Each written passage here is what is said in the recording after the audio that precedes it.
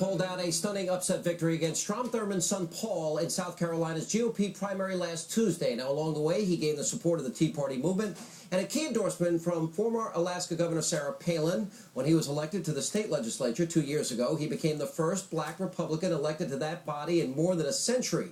There's no question he is a rising star in the GOP. Joining me now is South Carolina Congressman candidate or congressional candidate Tim Scott. Mr. Scott, welcome to the program. Thank you. Good evening. How are you? You know, I read something that really shocked me, and you would become the first black Republican congressman since my good friend J.C. Watts retired in 2003. Why do you think there aren't more African-American candidates and members in the Republican Party in the House?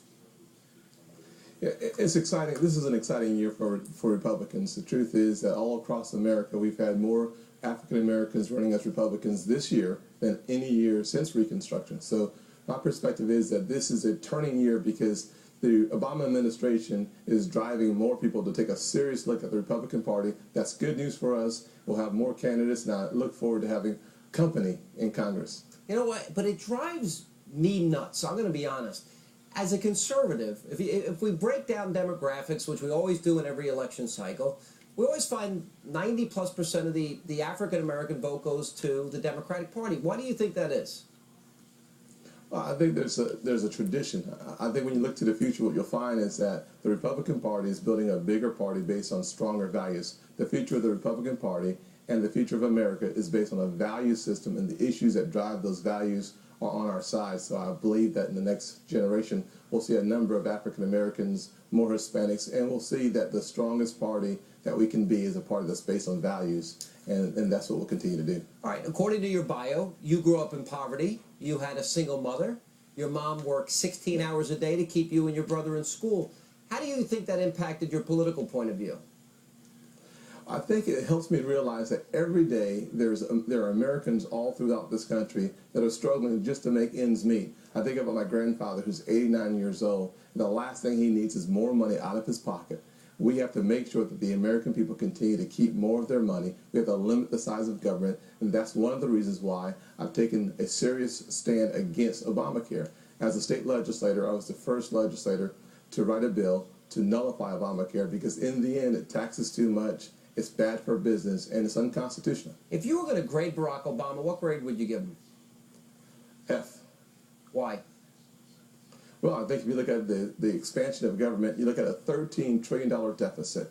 That is more than problematic. You think about the $76 trillion of unfunded liability. You think about the move towards socialism. Our country can't afford it. We have been brought to the brink of bankruptcy, and that is not good for us. We are spending money of an unborn American. We've got to stop the insanity in Washington, and the fastest way to do that is to limit the size of our government, limit the spending of federal government by taking a look at our Constitution and heading back in that direction. Many of my friends who are conservative and African American experience, they're called all sorts of names, horrible names. We just had Eric Rush on recently, wrote a terrific new book about this. Have you experienced that in your life? I have. I've had the good fortune of being an elected Republican for the last 15 years on the local level and now on the state level. What I learned in the beginning was that it's a tough road to hoe. The first time that I was elected, I was called the Judas Iscariot of the black community because I took a stand that was inconsistent or cutting across the grain.